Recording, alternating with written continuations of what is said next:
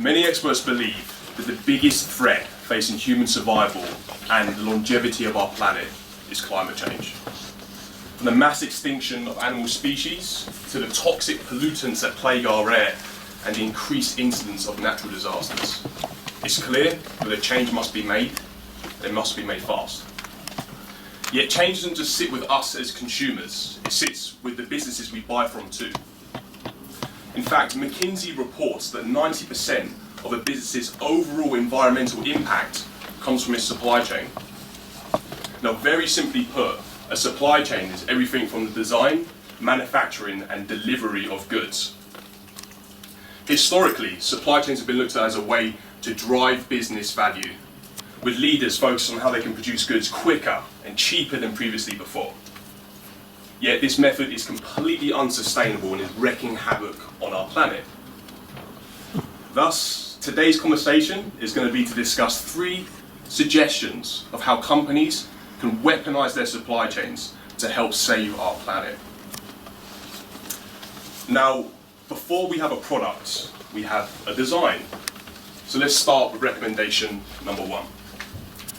The design has the potential to impact the entire ecological footprint of a finished product. Let's take fashion retail, for example.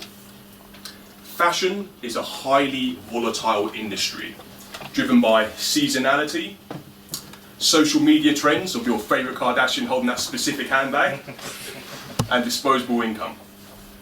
Now, in order for retailers to keep up with these ever-changing demand spikes, companies like Primark have invested into new business models, such as fast fashion. Now, fast fashion is a massive problem, because clothes are designed in a way to be low cost and low durability. This means the use of pesticide-rich cotton and harmful materials like polyester fiber. Furthermore, the clothes that you are given are highly unrecyclable, they don't last very long at all, and they contribute to the 1.7 trillion tons of carbon dioxide pumped out each year by the textiles industry. Yet, what designers need to do instead is think about designing clothes that are good for the consumer, but also for the environment. Luckily, we've seen a wave of retailers like H&M who are actually investing into a new model called slow fashion. Slow fashion works completely opposite. It focuses on designing clothes that have good durability, that use products that require low natural resource, and of course, they don't have as much damage to the surrounding environment. This is just one example of sustainable design. So once your good has been designed, naturally it must be produced, which brings us to recommendation number 2. Now, whether you guys are aware of it or not, we are currently undergoing a massive wave of innovation. We're speaking artificial intelligence, machine learning, IoT, and these new technologies are completely reinventing the ways that goods used to be produced. Let's take, for example, Stara, a large Brazilian agricultural manufacturer. Now, Stara is a great example of how it is used and embraced new technologies, because it builds tractors with sensors in them that can detect soil quality, water content, and fertilizer requirement.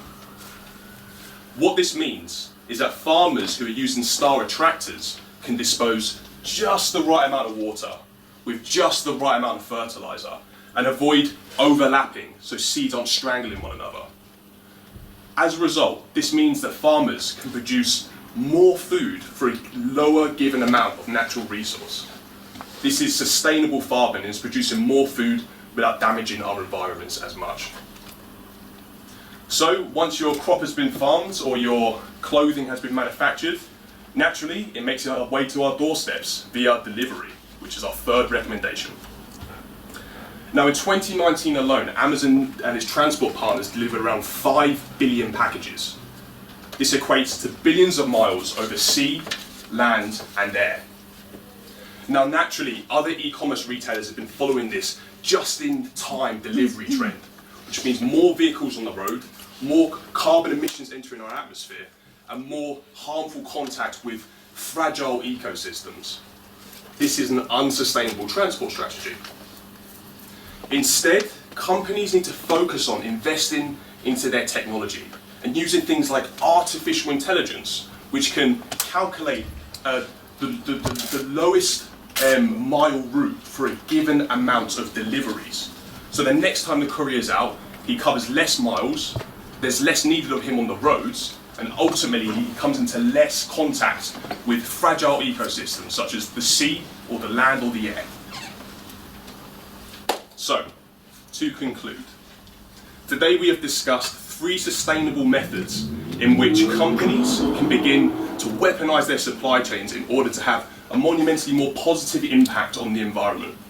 We discussed sustainable design, we then went on to discuss innovative production techniques, and finally, efficient delivery methods for getting them to our doorsteps. Now, throughout this entire speech, I've missed out a massive part of the market equation, and somewhere where we as consumers have monumental impact, and that is demand. You see, by being better educated on the sustainable methods, the better business models, and the efficient technologies, we as consumers can actually begin to demand these from the businesses we're buying from.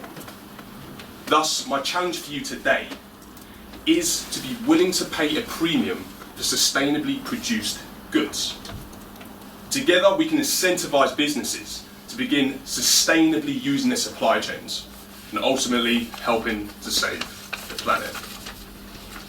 Thank you.